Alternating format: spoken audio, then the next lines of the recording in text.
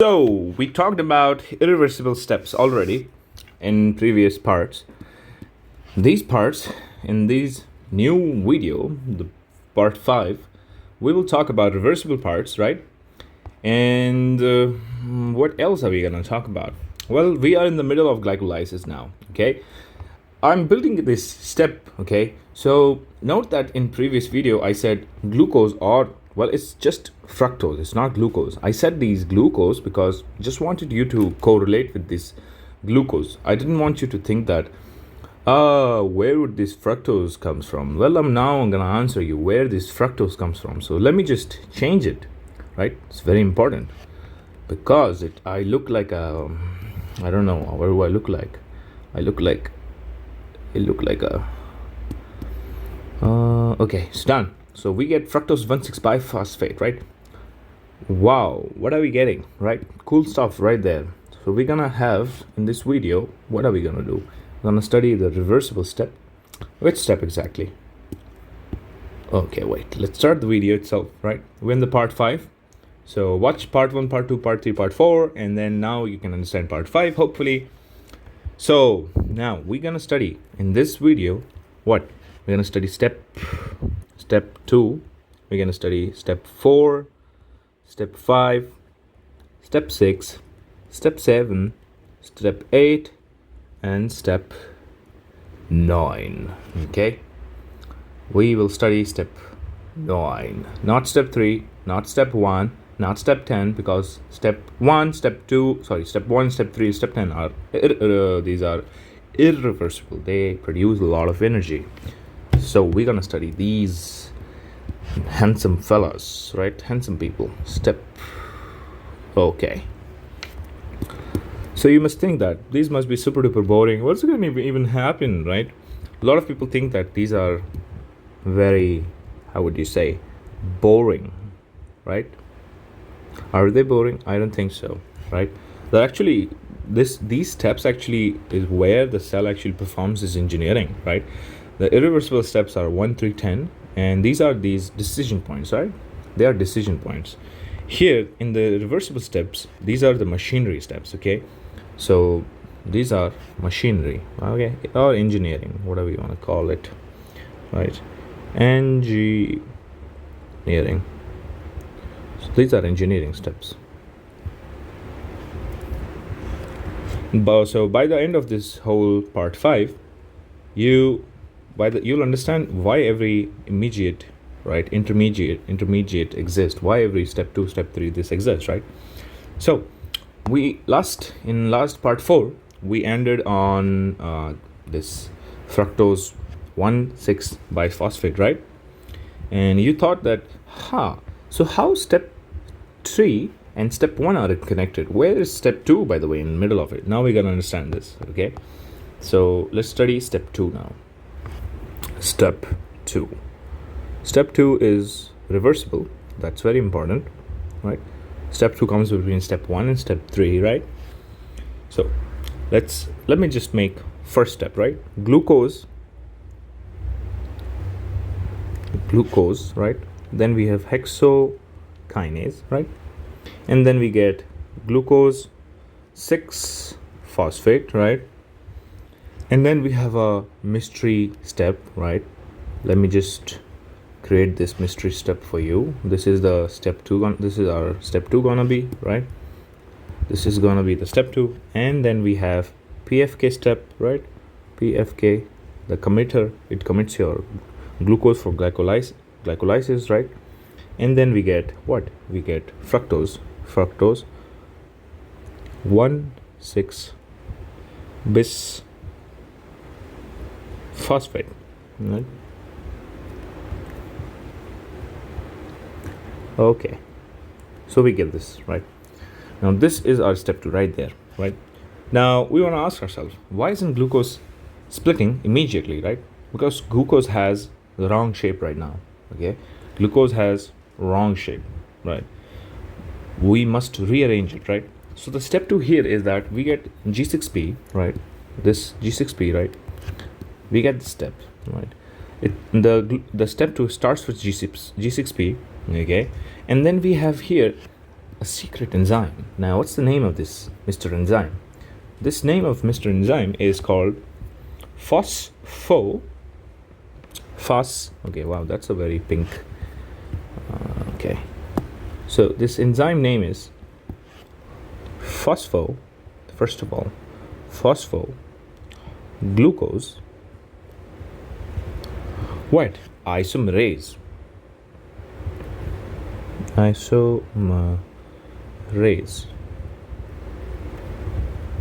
This enzyme is called phosphoglucose isomerase. Okay, that's important right there. Such an important thing. So this is step 2. Okay, so what's really happening here is that G6P, right?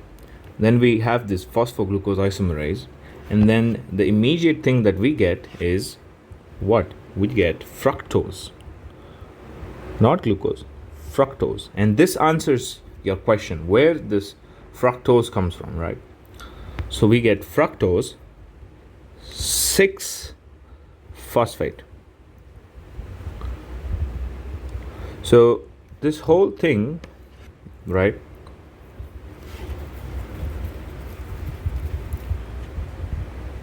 This whole thing, glucose changed to fructose, is basically step 2. We are basically changing glucose into fructose, right? First question that you should ask is that, what is an isomer? What is it? Isomer, what is it? What are we talking about? What are you even saying, isomer? Did you just invent this word? Oh, I didn't. I'm not so smart. Isomer is just, it has same molecular formula, but has different arrangement of atoms, right? Imagine like a Lego brick, right? You have same number of blocks, but different shape. Nothing is added, nothing is removed, right? You just change the shape of it or structure of it, or you only rearrange it, right? Now, question arises, why do you even want to rearrange it? Why do you want to change glucose into fructose? Because glucose cannot be split evenly in next step. That's the problem right there, okay? Glucose is just not meant to be split, man. You gotta split it in fructose. Fructose is easily splittable, right? It's easy for body to break down, okay? So why this step is reversible? Why this second step is reversible, right? You can ask me. This is a reversible step. Why is it reversible? Right? Because very little energy is changing in this reaction. No ATP is used, no ATP is produced. Therefore, it's a reversible reaction, right? So what's the reaction in small form? Like, what's the reaction? Just can you summarize it? Yeah, G6P turns to what? Turns to fructose 6P, and it can go back as well, depending upon the amount of substrate, or it can go back forth, right? Hence, so that's why it's reversible, right? So that is your step 2 right there, right? Cool step. I really like it because it's very easy. That's why it's cool. Okay, let me just right, because it's reversible. Okay, so let's put step 2 aside somewhere. Let's put it here. Let's talk about step 3 now. Step 3, we already know it's irreversible, right? PFK changes the fructose into fructose. It interacts with this fructose, right? And it changes this into what? Changes into fructose 1,6-bisphosphate, right? Right. Okay. Cool, right? So that's what's happening here, right? Okay, let's go to step 3. We know that, right? It's a reversible step. ATP is invested, blah blah blah. Step 4. What's happening in step 4? We have something which is called as aldolase here. ALDOLASE. Aldolase. We have something which is called as aldolase. Now, what is aldolase, right? And what is it even doing, right? The answer is that aldolase is trying to split this 6-carbon sugar, right? It splits what? This splits the sugar, man. Splits the 6-carbon sugar. Finally, we have fructose. So we have fructose 1,6 bisphosphate, right? Wow, I hate writing. Bisphosphate, right? We have this product, right, from the last step 3, right? What happened here is that we have this thing called Mr. Aldose. Now this Mr. Aldose interacts with fructose bisphosphate, right? And it changes, it splits it, and what do we get? We get DHAP, and we get G3P, right? Now you can ask me, why 2 products, Shashwat? Let's count this original carbon here, and fructose 1,6 bisphosphate, we had 6 carbons. And now in this product, this is a 3 carbon molecule and this is a 3 carbon molecule, okay? So we're not changing any atoms, okay? So conservation of matter, very important. Now, why doesn't the glycolysis continue in both molecules, right? Why it doesn't happen here? Why, why it's not happening in both direction, right? Well, it's a good question, and it doesn't, at least not directly, because only okay, what is G3P? First of all, it's glyceryl aldehyde 3 phosphate, right? So it's this G3P, oh, sorry. Only this direction the glycolysis continue,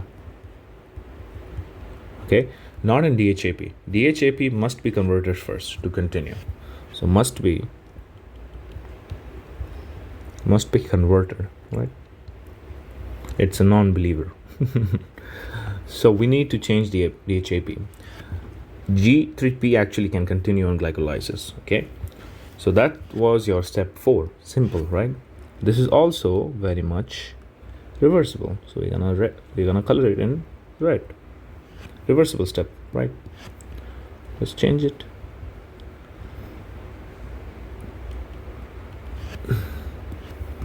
Okay, let's put it aside, right? Let's put it in on this step, okay? Let's talk about step 5 now. So step 5, 5th, or right, this step is called, we call it, the step is something which is called triose, triose phosphate, again phosphate isomerase. We have this thing right there. Now what it does actually, do you remember this DHAP? Do you remember this DHAP, right? The reaction here is that DHAP can change itself to G3P, and G3P can change itself to DHAP.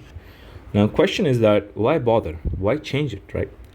Why not evolve the enzymes both? Why not just go glycolysis in both direction?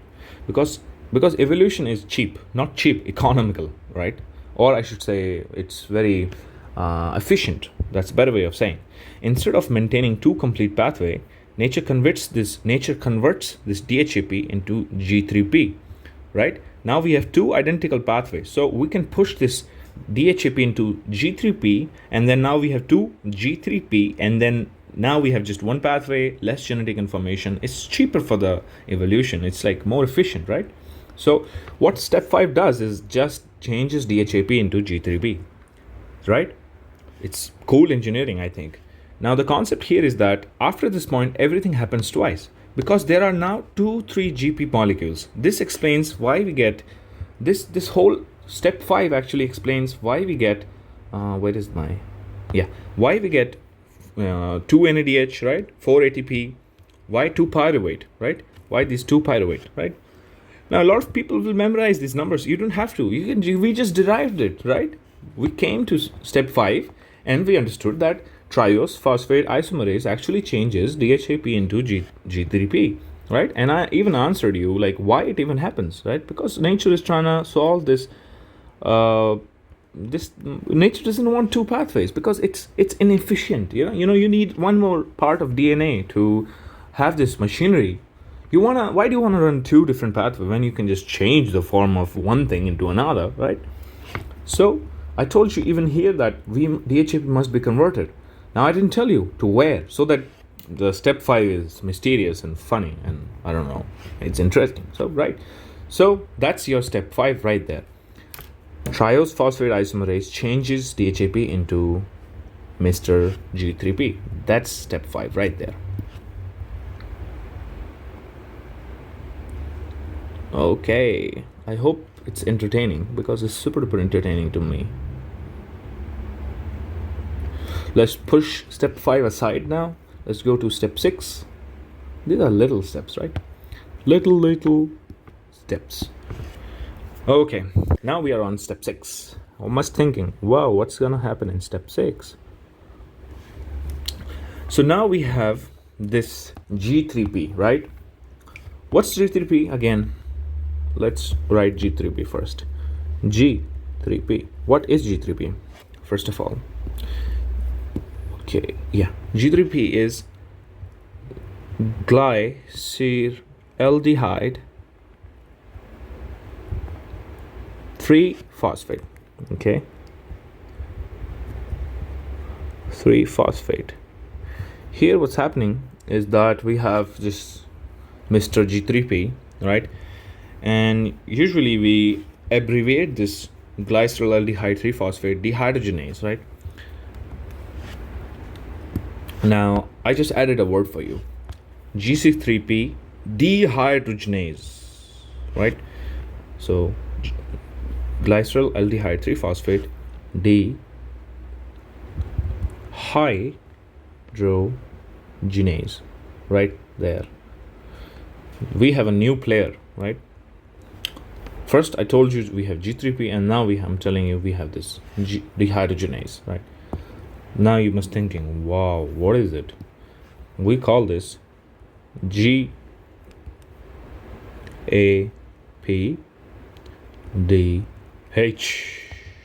right? This is one of the most coolest, I think, the most cool reaction in glycolysis. Now, what is dehydrogenase? Let's break this word down first of all. D means remove, simple stuff, and hydrogenase means just hydrogen, right? So what's really happening is that this enzyme actually removes hydrogen atoms, really, like electrons and protons in biochemical ways, right? It really removes these hydrogen atoms. Dehydrogenase means it removes the hydrogen, right? Simple. Now, where do these electrons go then? Where is it removing and keeping it to?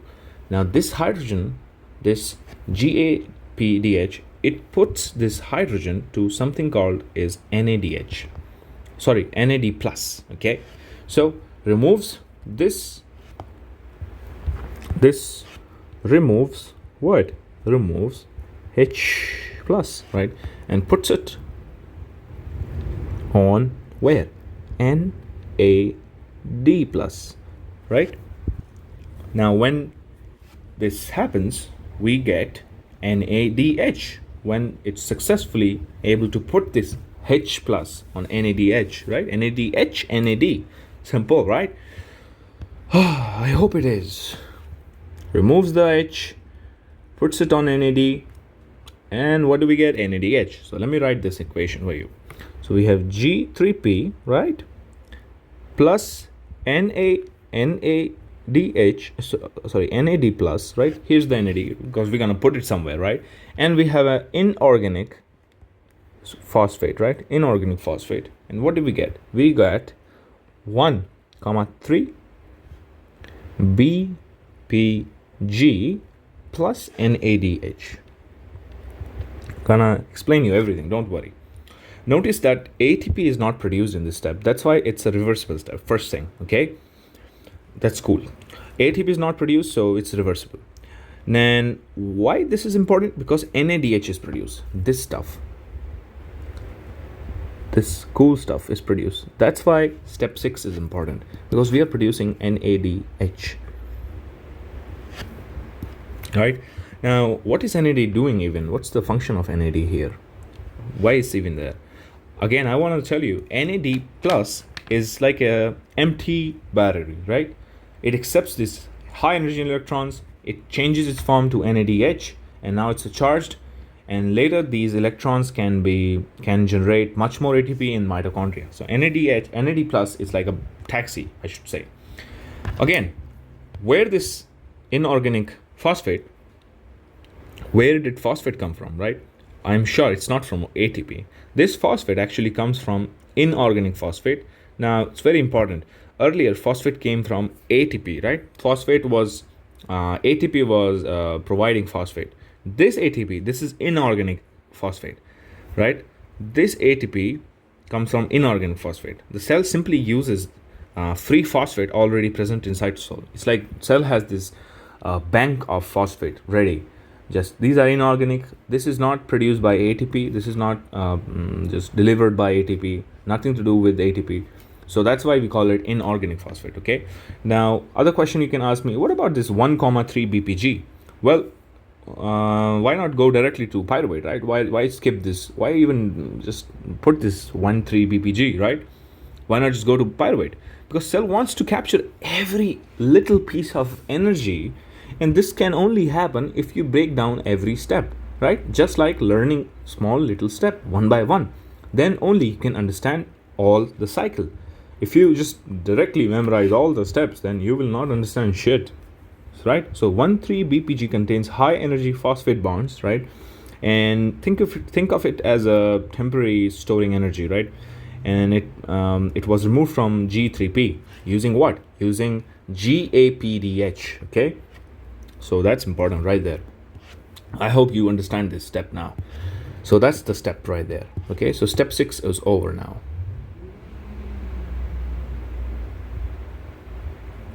Je m'appelle parfait.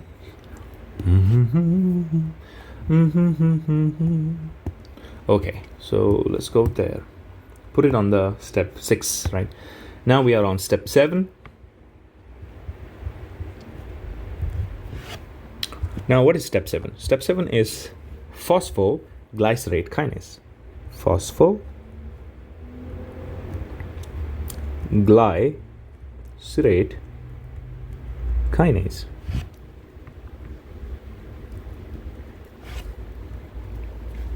What's the reaction? I remember in the last step we had 1,3 BPG, right? What's really happening is that this guy, phosphoglycerate kinase, actually changes this 1,3 BPG into what? Into Mr. 3 PG. And amazingly, we get 1 ATP here and step 7. Okay. Question. Finally, we got an ATP, right? This is the first ATP producing reaction, okay, in the whole reaction. That's very important. Now, how is it happening, right? The high energy phosphate is transferred to ADP, okay, creating ATP, and we call this substrate level phosphorylation, right? What's happening in step 7, Shashwat? Why are we getting ATP at just step 7 only? Why not step 6? Because in step 7 finally something happens. That something is called substrate level phosphorylation. What is substrate level phosphorylation?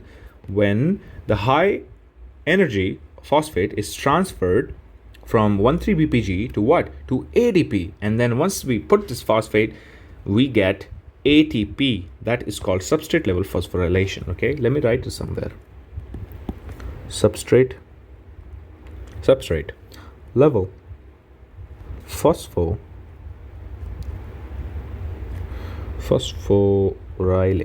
That's it. We get it. Okay, now the buzzword here is substrate level phosphorylation. What is substrate? Again, I'm telling you, ATP is made directly by transferring phosphate from a substrate. No mitochondria, no oxygen, nothing, no transport chain, anything, nothing is needed. High energy substrate, that is 1,3 BPG, changes into we take the phosphate out and we push it onto ADP, and then this ADP changes into ATP. So basically we are adding a phosphate, PO4, let me just say, plus P, right? Just know that. To what? To ADP. And what happens? It changes its form into ATP. Step 7 is the first step when we get finally ATP. Finally we are getting ATP, right? Now you would ask me, why are we getting 2 ATP? Why would we get 2 ATP here? We would get 2 ATP because remember, one glucose produces 2 G3P, right? Remember this step where DHAP changes into G3P. Step 5, right? Triose phosphate isomerase changes DHAP into G3P. So finally we have 2 G3P, right there. And then if we have 2 G3P, we're going to have 2 1,3 BPG. Then if we have 2 1,3 BPG, we're going to have again 2 ATP, right? Oh, okay. So that's your step 7. Now the story is running fast, right? I mean, I think it's quite fast. I think, yeah. So now we are there, step 7. Step 7, now we are on gonna be step 8 and step 9, and boom, done, right? Step 8.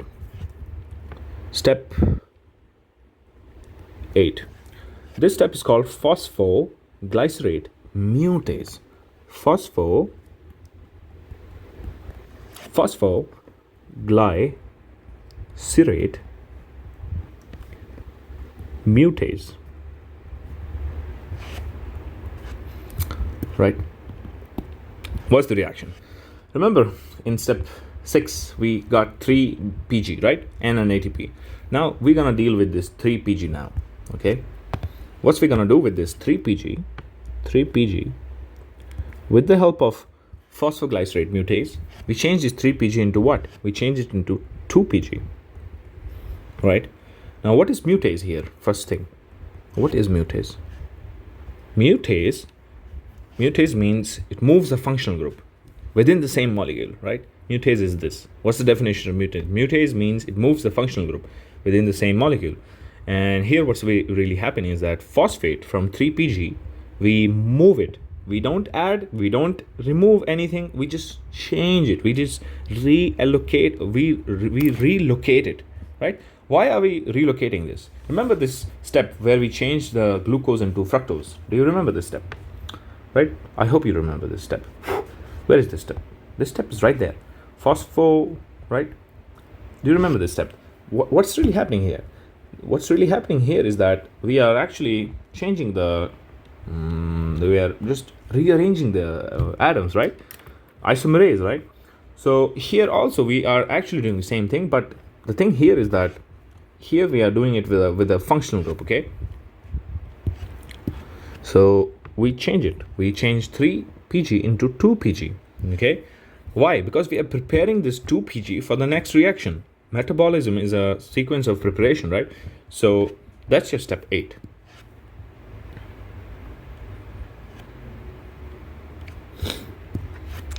Move the functional group. That's the thing, okay?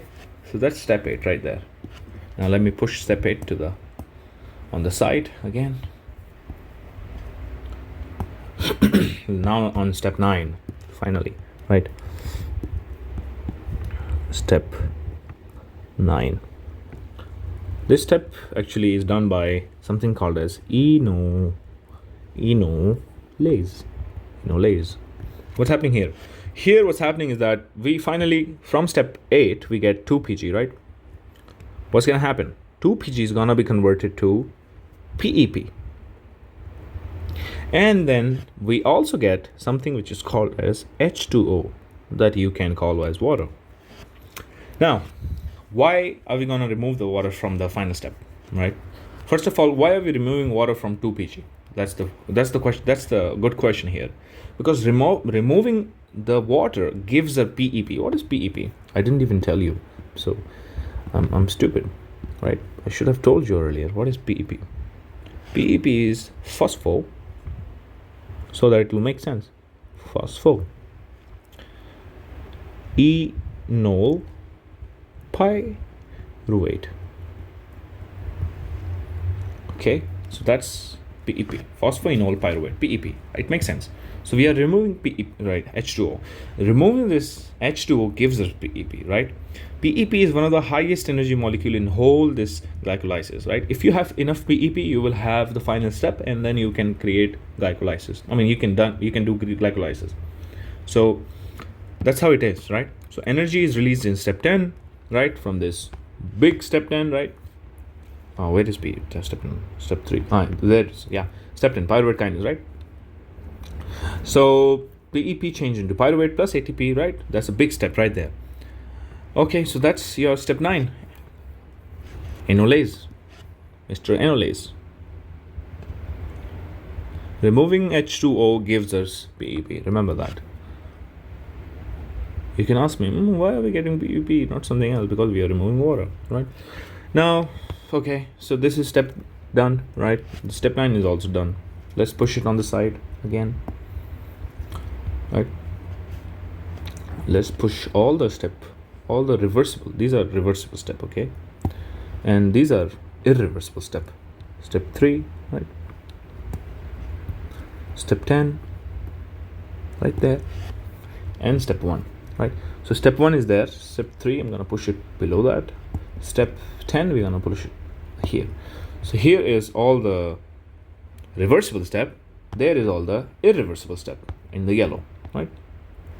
So we get that. Okay, let's delete that right there. So clinical, right? We understand some clinical aspect of it. First of all, in step 9, enolase, Mr. Enolase, can be affected by something called as fluoride. Okay, so let me write. Fluoride can actually inhibit Mr. Enolase, right? The question is, why does the laboratory collect glucose sample from fluoride tubes then, right? Because blood cells continue glycolysis after blood is drawn, right? Because they don't have nucleus, right? So they don't think much. So they are continue on glycolysis. So that's why we use fluoride tube, okay? So fluoride can actually inhibit enolase. So once you use enolase, so that will actually stop the glycolysis. And that's the reason we use fluoride test tubes, okay? Fluoride tubes, not test tubes, just tubes. These are the basic things. Without fluoride, the cell would consume glucose, right? And the measured glucose falsely will go less, right? Because the glycolysis will keep on happening. So fluoride stops the enolase, slows the glycolysis, preserves the glucose concentration in the lab test, right? So that's important. Clinical picture right there, okay? So the big picture is that we have glucose, right? Let's start again from step 1, right? Let's go to step 1. So this is step 1, right? So yeah. So we have glucose, right? Now this glucose is activated, right? It's activated. We get G6P, right? Let's go to step 2 now. And trapped, of course.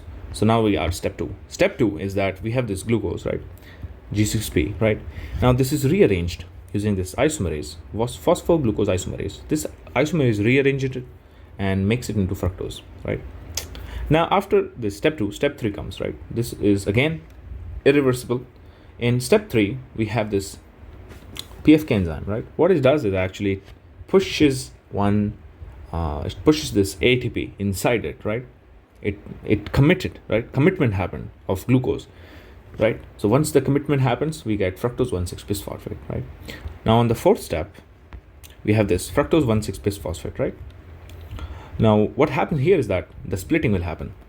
And once the split happens, we get 2 products, DHAP and G3P, right? So converted into 2 identical molecules. These are three carbons and 3 carbons splitting, right? And then what happens is that we have this G3P, right, and DHAP, right? Split happens, of course. Now they are converted, right, of course. So later we know that the step 6, right? Step 5 is just when you convert DHAP into G3P, right? Now we have 2 G3P, right? Later on, what happens is that just G3P with the help of GAPDH, that is glycerol aldehyde 3-phosphate dehydrogenase, removes the hydrogen, right? And then push this extra thing into NADH. What is this extra thing? This hydrogen. And this NAD plus becomes NADH, right? So electron captured as NADH. That's the step 6, right? Now we wanna harvest the ATP from this 1,3-BPG. That's step 7. So we harvest the ATP.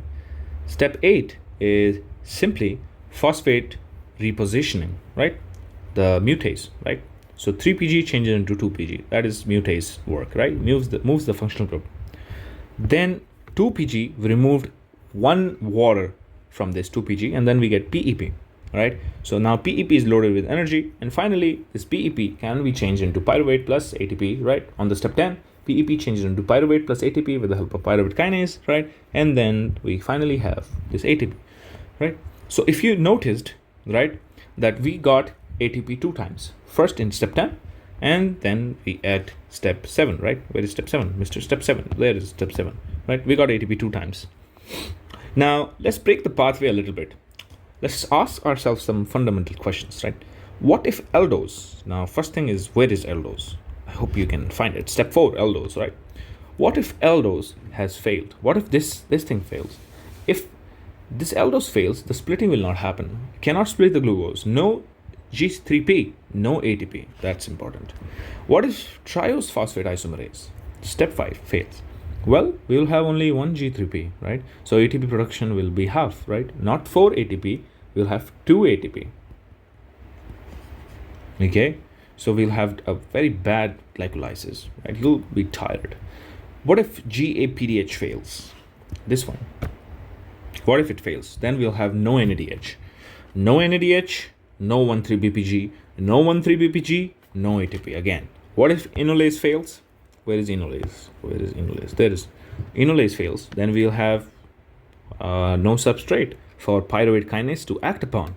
So we'll have no ATP generation. Now you want to ask, I'm thinking, why does everything happens after step 5? Why does everything after step 5 occurs twice? So what is step 5 again? Step 5, right? The conversion of DHAP into G3P. This is because, let me just say, this is one of the most misunderstood idea. This is not because enzyme becomes more active, right? This is because we have this pathway and it contains 2 G3P, simple. Each molecule independently passes the whole step 6, step 7, step 8, step 9, right? G3P, 2 G3P we have, right? So everything doubles. So the most important takeaway from this whole video is that phosphoglucose isomerase just changes this. Isomerase means it changes, it rearranges, right? So it changes glucose into fructose, simple. Aldolase, right, here splits it. And glyceryl aldehyde 3-phosphate changes DHAP into G3P. Then GAPDH produces NADH. Phosphoglycerate kinase, the kinase, performs its substrate level phosphorylation where it converts ADP into ATP. And enolase, the step 9, here produces this PEP, right? Phosphoenol pyruvate, right? PEP. That's a very high energy molecule, right? So if someone asks you why we use fluoride, right? Glucose, how can we preserve the glucose? How can we stop the enolase? Think fluoride, okay? And think about enolase. If it mentions first ATP, think about the phosphoglycerate kinase step, the step number 7. Think about this one, right? And if they mention NADH production, we want to think about GAPDH, right? Now, if it mentions splitting of the carbon, we know what's really happening, right? If it mentioned that splits the 6 carbon to 2, 3 carbon, we want to think about aldolase, right? So that's the whole kind of concept right there, right? So the unifying concept is just, we are in this middle of glycolysis, right? It's not of this list of arbitrary intermediate, right? It is carefully designed, right? First we rearrange the glucose, splits it, capture this, right? Stores the energy, converts it, and then we create PEP, right? So that's the whole concept of glycolysis, right? I actually just talked about everything. So in next video, we're going to talk even more. So what do you think? What will be the next video? The next video, the next part, I think, will be why we'll understand why exactly the irreversibility and reversibility right? The why only step 1, step 3, and step 10 are irreversible, right? Well, actually, maybe I'll talk, maybe I'll not talk, but I hope you understand the whole pathway, right? 1, 2, 3, 4, 5, 6, 7, 8. I'm literally tired. Okay, so let's in next video let's talk about the why even more, right? Why the irreversibility happens, right? What's about Gibb energy? What is Gibbs energy, right? You will understand that Gibb energy is less than zero, blah, blah, blah, blah, blah, right? But we'll understand what is Gibb energy, right? So have a nice evening or day. Bye bye.